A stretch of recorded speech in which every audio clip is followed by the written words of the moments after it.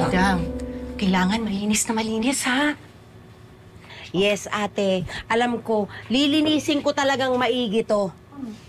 Eh, pwede mo nga akong hindi napakialaman eh. Ay, bantayan. Pasensya na.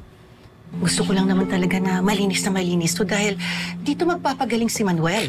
Oo nga, gets ko, ate. Oo, pwede ka nga humarap ng ibang gagawin, oh. Kahit ako na lang dito. Iwanan mo na lang sa akin to, te.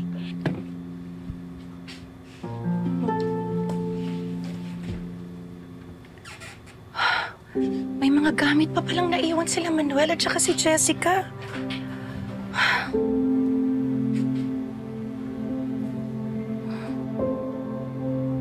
Oh, ano pa hinihintay mo, te? Yakapin mo na. Yakapin?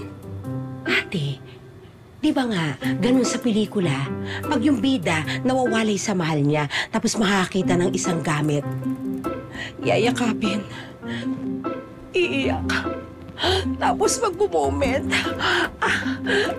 Dida, sira ka. Ano ba? Kapag patay na yung mahal niya, doon lang yung ginagawa. Ano ba yun?